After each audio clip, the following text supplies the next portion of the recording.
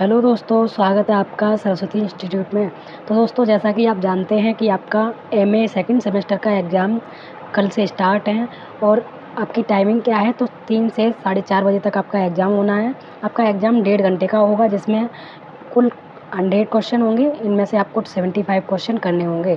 तो 75 क्वेश्चन आप वही कीजिएगा जितने आपको आते हों, उससे ज़्यादा करने की कोशिश मत कीजिएगा, क्योंकि जो आपने स्टार्टिंग में 75 क्वेश्चन किए होंगे वही आपके माने जाएंगे और बाकी के क्वेश्चन आपके काउंट नहीं किए जाएंगे। तो अगर आपके क्वेश्चन गलत हो जाते हैं तो आपका जो है लॉस हो जाएगा। तो आप 75 ही क्वेश्चन कीजिएगा जितने आपको आते हों।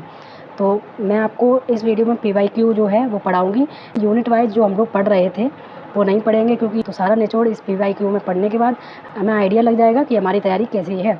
तो ये पूरी आप वीडियो देखिएगा, क्योंकि आपके लिए ये वीडियो इम्पोर्टेंट होगी और आपके एग्ज़ाम में यहाँ से क्वेश्चन पूछे जा सकते हैं। तो आप कहीं मत जाइए और वीडियो पूरा ज़रूर देखिएगा। चलिए पढ़ लेते हैं। हमारा पहला क्वेश्चन क्या है। क्वेश्चन नंबर 1 है, पाश्चात्य जगत में दर्शन का उद्भव कहाँ से हुआ था। तो इसका हमारा करेक्ट आंसर हो जाएगा यूनान से पाश्चात्य दर्शन का उद्भव हुआ था। क्वेश्चन नंबर 2 है, पदार्थों के सनातन स्वरूप का ज्ञान प्राप्त करना ही दर्शन है। ये कथन किसका है, तो ये किसने कहा था। इसका हमारा करेक्ट आंसर हो जाएगा प्लेटो ने कहा था कि पदार्थों के सनातन स्वरूप का ज्ञान प्राप्त करना ही दर्शन है। क्वेश्चन नंबर 3 है, फिलॉसफी शब्द किस भाषा से उत्पन्न हुआ है। तो ये आप इम्पोर्टेंट लगा लीजिए इस पर। फिलॉसफी जो शब्द है ये किस भाषा से उत्पन्न हुआ है। इसका हमारा करेक्ट आंसर हो जाएगा फिलॉसफी यूनानी भाषा से लिया गया है। फिलॉस शब्द का अर्थ क्या है, इस पर भी आप इम्पोर्टेंट लगा लीजिए। फिलॉस शब्द का अर्थ क्या है, तो इसका अर्थ है हमारा प्रेम। सोफिया शब्द का अर्थ क्या है, इस पर भी इम्पोर्टेंट लगा दीजिए, कई बार पूछे जा चुके हैं ये क्वेश्चन। तो सोफिया शब्द का जो अर्थ है वो है ज्ञान। हमारा जो फिलॉस शब्द का अर्थ है वो प्रेम है और सोफिया का अर्थ है ज्ञान। तो इस तरह से हमारा फिलॉसफी का जो अर्थ हो जाएगा, जो फिलॉसफी शब्द है वो फिलॉस और सोफिया से मिलकर बना है और ये यूनानी शब्द है, ये आप याद रखिएगा। और फिलॉसफी का इस तरह से जो अर्थ हो जाएगा वो क्या हो जाएगा, ज्ञान के लिए प्रेम, यानी कि ज्ञान के प्रति प्रेम। तो ये हमारा अर्थ हो जाएगा फिलॉसफी का। तो याद रखिएगा, ये भी हमसे पूछा जा सकता है कि फिलॉसफी का अर्थ क्या है, तो ज्ञान के प्रति प्रेम फिलॉसफी शब्द का अर्थ होता है। दर्शन ज्ञान का विज्ञान है, ये कथन किसका है, ये भी बहुत ज़्यादा इंपॉर्टेंट क्वेश्चन है। तो दर्शन ज्ञान का विज्ञान है, ये किसने कहा था। इसका हमारा करेक्ट आंसर हो जाएगा फिक्ते ने कहा था।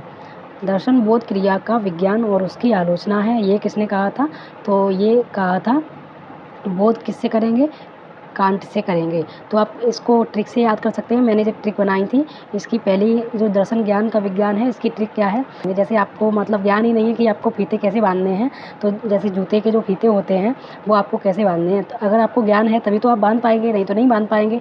और जो ट्रिक है आपकी वही हो जाएगी कि जूते के फीते यानी कि फिकते और ज्ञान मतलब ज्ञान।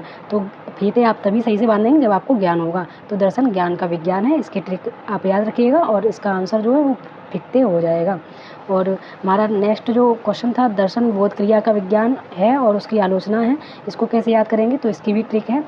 किसी चीज़ का बोध करना है तो आपको कान खोलकर सुनना पड़ेगा, यानी कि कान खोलकर सुनिए तभी आपको किसी भी चीज़ का बोध हो पाएगा। तो इस तरह से ये 2 ट्रिक के साथ आप ये परिभाषाएं याद कर सकते हैं और परिभाषाएं हमसे पूछी जाती हैं, इसलिए आप ये बिल्कुल याद रखिएगा। तो हो सकता है इनमें से एक पूछ ली जाए। नेक्स्ट क्वेश्चन है, निम्नलिखित में से पाश्चात्य दार्शनिक कौन है। इसका हमारा करेक्ट आंसर क्या हो जाएगा, तो पाश्चात्य जो दार्शनिक हैं इसका करेक्ट आंसर हो जाएगा उपरोक्त सभी। प्लेटो का जन्म कहाँ हुआ था, ये भी हमसे पूछा जा सकता है, इंपॉर्टेंट लगा लीजिएगा। प्लेटो का जन्म कहाँ हुआ था, इसका करेक्ट आंसर हो जाएगा हमारा ऑप्शन नंबर बी, एथेंस में प्लेटो का जन्म हुआ था। पाश्चात्य दर्शन के संस्थापक के रूप में किसे जाना जाता है, इसका करेक्ट आंसर क्या हो जाएगा, तो इनको संस्थापक के रूप में जाना जाता है, सुकरात को संस्थापक के रूप में जाना जाता है। तो पाश्चात्य दर्शन के संस्थापक कौन थे, सुकरात। दर्शन के क्षेत्र कौन कौन से हैं, इसका करेक्ट आंसर क्या हो जाएगा, दर्शन के क्षेत्र ये सभी हैं। निम्नलिखित में से कौन मूल शास्त्र से संबंधित है, जो नीति शास्त्र है ये मूल शास्त्र से संबंधित है। दर्शन शास्त्र की वह शाखा जिसमें अस्तित्व, सत्य एवं ज्ञान का अध्ययन होता है क्या कहलाती है। इसका करेक्ट आंसर हमारा हो जाएगा ज्ञान शास्त्र के द्वारा अस्तित्व, सत्य और ज्ञान का अध्ययन होता है। प्रकृति को लौटो, ये किसका कथन था, तो ये किसका कथन था, रूसो का कथन था, क्योंकि ये रूसो ऐसे दार्शनिक थे जो प्रकृति से संबंधित थे और इनको प्राकृतिकवादी जो दार्शनिक है वो कहा जाता है। दर्शन का संबंध शिक्षा के लक्ष्यों को निर्धारित करने से है, ये कथन किसका है, तो दर्शन का संबंध शिक्षा के लक्ष्यों को निर्धारित करने से है, ये कहा था जॉन एडम्स ने। जॉन एडम्स ने शिक्षा को जो द्विध्रुवीय प्रक्रिया बताया था और इन्होंने शिक्षा को अपना महत्वपूर्ण लक्ष्य माना था। और जॉन डीवी जो थे, इन्होंने शिक्षा को त्रिध्रुवीय प्रक्रिया बताया था। नेक्स्ट क्वेश्चन है, शिक्षा दर्शन शास्त्र का गत्यात्मक पक्ष है, ये कथन किसका है? तो दर्शन शास्त्र का गत्यात्मक पक्ष है, ये कथन किसका है? इसका करेक्ट आंसर हमारा हो जाएगा option number C, John Adams. निम्नलिखित में से कौन पाश्चात्य दार्शनिक नहीं है? तो पाश्चात्य दार्शनिक कौन नहीं है? इसका करेक्ट आंसर हो जाएगा गिज्जूभाई जो है, ये पाश्चात्य दार्शनिक नहीं है। और गिज्जूभाई बधेका जो है, इनको क्या कहा जाता था? मूंछों वाली अम्मा।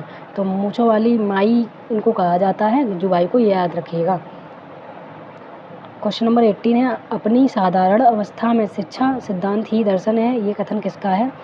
इसका करेक्ट आंसर हमारा हो जाएगा, ये कथन जॉन डीवी का है। Modern development in education practice पुस्तक के लेखक कौन है? इस पर आप इम्पोर्टेंट लगा लीजिए। Modern development in education practice के लेखक जो हैं वो कौन है? तो इसका करेक्ट आंसर हमारा हो जाएगा ऑप्शन नंबर ए, एडम्स।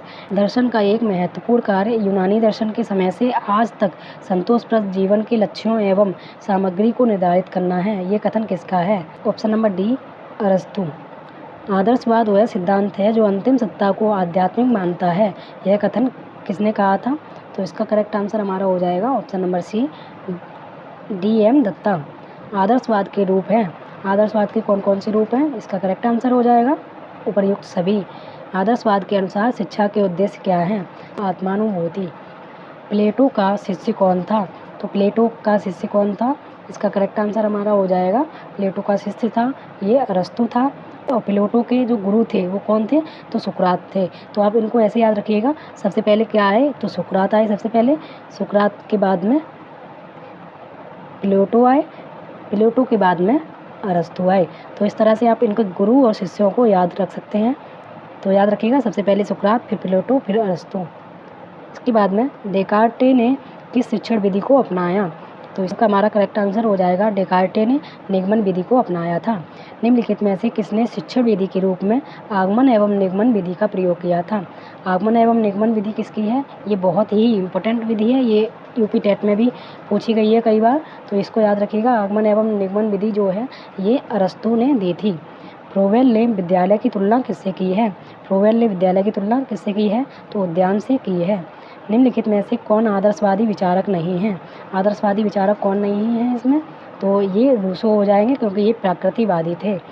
शिक्षा को मानव जीवन को इस योग्य बनाना चाहिए कि वह अपनी संस्कृति की सहायता से आध्यात्मिक जगत में अधिक से अधिक पूर्णता से प्रवेश कर सके और आध्यात्मिक जगत की सीमाओं का भी विस्तार कर सके, ये किसने कहा है? तो इसका करेक्ट आंसर हमारा हो जाएगा option number C, R Rusk. शिक्षा के आदर्शवादी पाठ्यक्रम में सत्यम शिवम सुंदरम मूल्यों पर किसने बल दिया है? तो इसका करेक्ट आंसर हमारा हो जाएगा ऑप्शन नंबर ए, प्लेटो ने। एमिल पुस्तक के लेखक कौन है? इसका करेक्ट आंसर हमारा हो जाएगा ऑप्शन नंबर डी, रूसो। तो ये भी आपका मोस्ट इंपॉर्टेंट क्वेश्चन है, कई बार पुस्तक पूछी गई है। एमिल पुस्तक किसकी है? तो रूसो की पुस्तक है। नेक्स्ट क्वेश्चन है, निषेधात्मक शिक्षा का प्रत्यय किसने दिया? तो इसका करेक्ट आंसर हमारा हो जाएगा, निषेधात्मक शिक्षा का प्रत्यय किसने दिया था? तो ये रूसो ने दिया था। नेक्स्ट क्वेश्चन है, प्रकृतिवादी आदर्शवाद के विपरीत मन को पदार्थ के अधीन मानता है और यह विश्वास करता है कि अंतिम वास्तविकता भौतिक है, आध्यात्मिक नहीं, यह कथन किसका है? तो इसका हमारा करेक्ट आंसर हो जाएगा बी, थॉमस एवं लैंग। निम्नलिखित में से कौन प्रकृतिवाद का रूप नहीं है? तो इसका करेक्ट आंसर हमारा हो जाएगा ऑप्शन नंबर डी, सामाजिक प्रकृतिवाद। प्रकृतिवादी शिक्षा की विशेषताएं क्या हैं? ऑप्शन नंबर डी, प्रकृतिवाद के अनुसार शिक्षण की विधियाँ क्या हैं? तो इसका करेक्ट आंसर हमारा हो जाएगा, प्रकृतिवाद के अनुसार शिक्षण की विधियाँ उपरोक्त सभी हैं। अपने छात्र को मौखिक पाठ मत पढ़ाइए, उसे तो केवल अनुभव द्वारा शिक्षा प्राप्त करने दीजिए, तब यह भी संभव हो आप कार्य द्वारा पढ़ाएं और शब्दों का सहारा तभी लें जब कार्य करना संभव ना हो, यह कथन किसने कहा था? तो इसका करेक्ट आंसर हमारा हो जाएगा रूसो ने। तो यानी कि रूसो ऐसे प्रकृतिवादी दार्शनिक थे जो मानते थे कि बालक को आप प्रकृति में छोड़ दीजिए, प्रकृति के द्वारा वो सब कुछ सीख सकता है जो उसे चाहिए। यानी कि आप बालक को तभी हस्तक्षेप करें जब आपको ज़रूरत पड़े, जब आपको शब्दों की ज़रूरत पड़े तभी आप शब्दों का सहारा लें और तभी आप बच्चे को पढ़ाएं, अन्यथा उसे प्रकृति में खुला छोड़ दीजिए, वो प्रकृति के माध्यम से सब कुछ सीख सकता है। रियल शब्द की उत्पत्ति किस भाषा के शब्द से हुई है? इसका करेक्ट आंसर क्या है? तो इसका हमारा आंसर हो जाएगा ऑप्शन नंबर बी यूनानी शब्द के द्वारा रियल शब्द की उत्पत्ति हुई है। मानवतावादी यथार्थवाद के समर्थक कौन थे? तो इसका करेक्ट आंसर हो जाएगा हमारा ऑप्शन नंबर डी, मानवतावादी के उपयुक्त सभी समर्थक थे। नेक्स्ट क्वेश्चन है, यथार्थवाद का अर्थ उस विश्वास तथा सिद्धांत से है जो संसार को वैसा का वैसा मानता है जैसा कि वह दिखता है, अर्थात संसार का एक प्रपंच मात्र है। यह कथन किसका है? तो इसका करेक्ट आंसर हमारा हो जाएगा ऑप्शन नंबर सी, स्वामी रामतीर्थ। मैं पूर्ण तथा उदार शिक्षा उसको कहता हूँ जो व्यक्ति को शांति तथा युद्ध दोनों समय में व्यक्तिगत एवं सामाजिक कार्यों को न्यायोचित ढंग से दक्षता एवं उदारता के साथ करना सिखाती हो। यह कथन किसका है? करेक्ट आंसर इसका हो जाएगा हमारा ऑप्शन नंबर ए, जॉन मिल्टन। निम्नलिखित में से कौन सा यथार्थवाद का प्रकार नहीं है? करेक्ट आंसर हमारा इसका हो जाएगा यांत्रिक यथार्थवाद। ज्ञानेंद्रीय यथार्थवाद के समर्थक कौन थे? तो इसका करेक्ट आंसर हो जाएगा ये दोनों, मूलकास्टर और बेकन ज्ञानेंद्रीय यथार्थवाद के समर्थक थे। यथार्थवाद के अनुसार शिक्षा के उद्देश्य क्या हैं?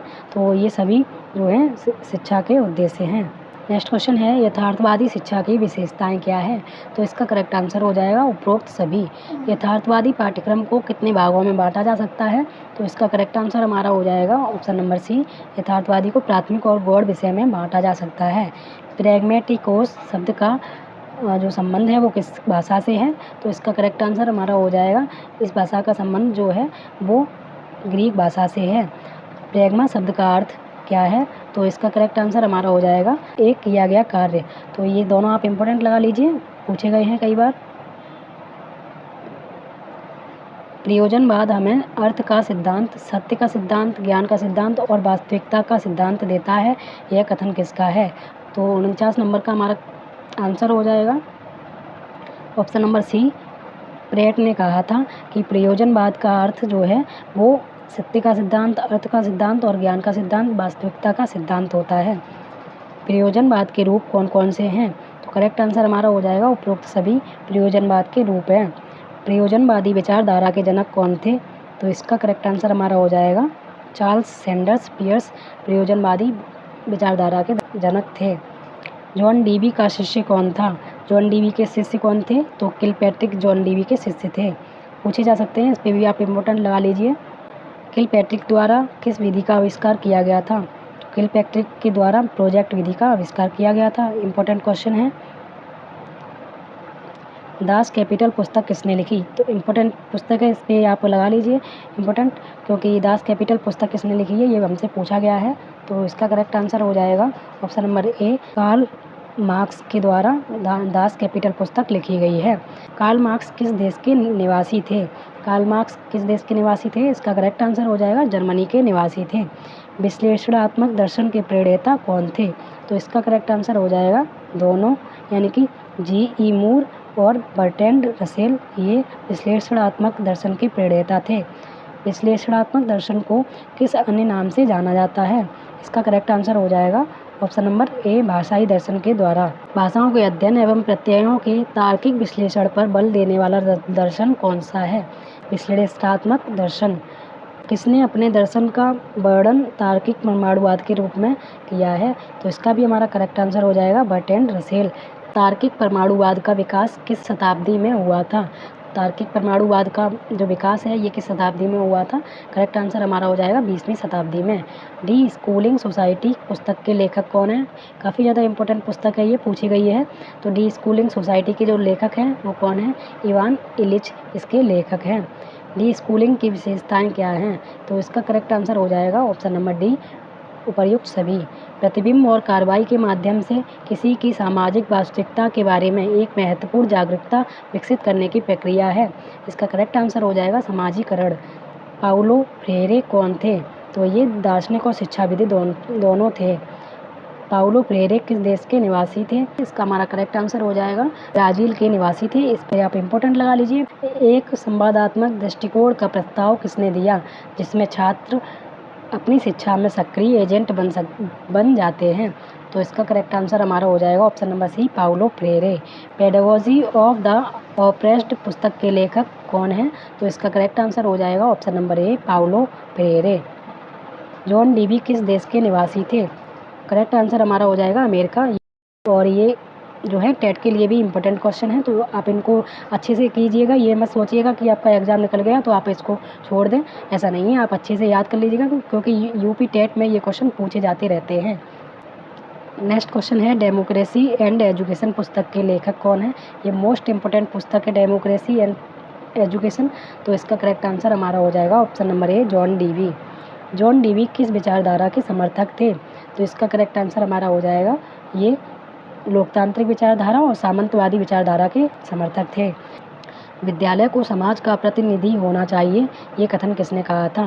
करेक्ट आंसर हमारा हो जाएगा जॉन डीवी। शिक्षा को त्रिमुखी प्रक्रिया के रूप में किसने परिभाषित किया, तो मैं ये आपको बता चुकी थी। जॉन डीवी ने शिक्षा को त्रिमुखी और जॉन एडम्स ने शिक्षा को द्विध्रुवी प्रक्रिया माना है। जॉन डीवी ने किन शिक्षण विधियों का समर्थन किया था, इसका करेक्ट आंसर हो जाएगा उपरोक्त सभी। डीवी ने पाठ्यक्रम का विकास किन सिद्धांतों के आधार पर किया, करेक्ट आंसर हमारा हो जाएगा उपरोक्त सभी। शिक्षा व्यक्ति में उन सब क्षमताओं का विकास है जो उसको अपने पर्यावरण पर नियंत्रण रखने और अपनी संभावनाओं की पूर्ति करने योग्य बनाए, यह कथन किसका है। करेक्ट आंसर हमारा हो जाएगा option number C John Dewey. Education पुस्तक के लेखक कौन है, तो इसका करेक्ट आंसर हमारा हो जाएगा एजुकेशन पुस्तक के लेखक कौन है, तो option number C Herbert Spencer इसके लेखक हैं। हर्बर्ट स्पेंसर द्वारा दंड के किस सिद्धांत का समर्थन किया गया है, इसका करेक्ट आंसर हमारा हो जाएगा ऑप्शन नंबर ए प्राकृतिक दंड व्यवस्था का समर्थन किया है। आश्वांग शिक्षण विधि की खोज किसने की, इसका करेक्ट आंसर हो जाएगा ऑप्शन नंबर बी पेस्टोलॉजी ने। पेस्टोलॉजी के अनुसार शिक्षा के उद्देश्य क्या है, तो करेक्ट आंसर हमारा हो जाएगा उपर्युक्त सभी। पेस्टोलॉजी द्वारा खोले गए विद्यालयों में कितनी कक्षाएं थीं, इसका करेक्ट आंसर हमारा हो जाएगा ऑप्शन नंबर डी उपरोक्त सभी।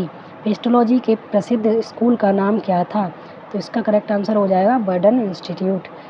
और ये किंडरगार्टन जो है ये किसका था, तो इसका करेक्ट आंसर आप याद कर लीजिएगा फ्रोवेल द्वारा किंडरगार्टन विधि का जो प्रयोग किया गया था और इनके द्वारा किंडरगार्टन स्कूल का भी प्रयोग किया गया था। पेस्टोलॉजी का जन्म कहाँ हुआ था, तो इसका करेक्ट आंसर हो जाएगा हमारा ऑप्शन नंबर ए स्विट्जरलैंड। डॉक्टर मारिया मॉन्टेसरी पेशे से क्या थी, तो इसका करेक्ट आंसर हो जाएगा ये पेशे से डॉक्टर थी, जैसा कि इनके नाम में भी लिखा है doctor Maria Montessori. Doctor Maria Montessori द्वारा किस शिक्षण विधि का आविष्कार किया गया था, मारिया मॉन्टेसरी के द्वारा मॉन्टेसरी विधि का आविष्कार किया गया था, तो इनके नाम से ही पता चल रहा है कि इन्होंने मॉन्टेसरी विधि का प्रयोग किया था। Education for a new world के लेखक कौन है, इस पर आप इम्पोर्टेंट लगा दीजिए। Education for a new world का लेखक कौन है, तो इसका करेक्ट आंसर हो जाएगा मारिया मॉन्टेसरी।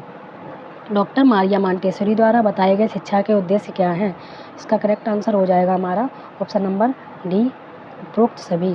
मॉन्टेसरी पद्धति का आविष्कार किस आयु वर्ग के बालकों के लिए किया गया था, तो ये 3 से 6 वर्ष की आयु के लिए किया गया था। रूसो की प्रसिद्ध पुस्तक एमिल में एमिल कौन था, तो ये भी हमसे पूछा जा सकता है एमिल में एमिल कौन था, तो इसका करेक्ट आंसर हो जाएगा काल्पनिक बालक। एमिल जो एमिल पुस्तक है इनमें एमिल जो था वो काल्पनिक बालक का नाम था। अनुशासन के संबंध में रूसो के सिद्धांत क्या थे, इसका करेक्ट आंसर हमारा हो जाएगा अनुशासन के संबंध में रूसो के सिद्धांत क्या थे, तो उपरोक्त दोनों यानी कि स्वतंत्रता का सिद्धांत और प्राकृतिक परिणाम का सिद्धांत। मैं निश्चयात्मक शिक्षा उसको कहता हूँ जो मनुष्य के विकास से पहले उसके मस्तिष्क का विकास करती है और बच्चों को प्रौढ़ों के कर्तव्यों से परिचित कराती है, तो यह कथन किसका है। करेक्ट आंसर हमारा हो जाएगा ऑप्शन नंबर सी रूसो का। रूसो की पुस्तक एमिल में महिला पात्र का नाम क्या था, ये भी कई बार पूछा गया क्वेश्चन है। तो महिला पात्र जो थी उनका नाम था सोफिया। एजे अय्यर कौन थे, तो एजे अय्यर कौन थे, इसका करेक्ट आंसर हमारा हो जाएगा अंग्रेजी दार्शनिक थे। एजे अय्यर का पुराना नाम क्या था, तो इसका करेक्ट आंसर हो जाएगा अल्फ्रेड जूल्स एयर। एजे एयर किसके लिए जाने जाते हैं, इसका करेक्ट आंसर हो जाएगा हमारा ऑप्शन नंबर ए तार्किक प्रत्यक्षवाद या तार्किक भाववाद के रूप में जाने जाते हैं। द प्रॉब्लम ऑफ नॉलेज पुस्तक के लेखक कौन है, इस पर इम्पोर्टेंट लगा लीजिए। द प्रॉब्लम ऑफ नॉलेज पुस्तक के लेखक कौन है, इसका करेक्ट आंसर हो जाएगा एजे एयर। तार्किक प्रत्यक्षवाद को अन्य किस नाम से जाना जाता है, इसका करेक्ट आंसर हो जाएगा ऑप्शन नंबर ए तार्किक अनुभववाद। अस्तित्ववाद के जनक कौन थे, इसका करेक्ट आंसर हो जाएगा हमारा अस्तित्ववाद के जनक सार्त्रे थे। अस्तित्ववाद की विशेषताएं क्या हैं, इसका करेक्ट आंसर हमारा हो जाएगा उपरोक्त सभी। अस्तित्ववाद के आधारभूत सिद्धांत क्या हैं, तो इसका करेक्ट आंसर हमारा हो जाएगा उपरोक्त सभी। और हमारा लास्ट क्वेश्चन है, अस्तित्ववाद को सत्तावाद या सद्वाद का दर्शन किसने माना है? तो इसका हमारा करेक्ट आंसर हो जाएगा ऑप्शन नंबर बी, प्रोफेसर ब्लैकहैम। तो इस तरह से हमारी ये वीडियो यहीं पर समाप्त होती है और मैंने आपको एक क्वेश्चन में कई क्वेश्चन बताए हैं और जो भी इंपॉर्टेंट क्वेश्चन थे वो भी बता दिए हैं कि आपके लिए सबसे ज़्यादा इंपॉर्टेंट क्वेश्चन कौन से हैं। और ये सारे क्वेश्चन जो हैं यूपी टेट के लिए भी काफ़ी ज़्यादा इंपॉर्टेंट हैं। अगर आपने यूपी टेट अभी तक पास नहीं किया है तो आप इनको अच्छे से याद कर लीजिएगा। आपका ये एग्ज़ाम तो अच्छे से हो ही जाएगा, लेकिन साथ में आपकी यूपी टेट की भी तैयारी हो जाएगी।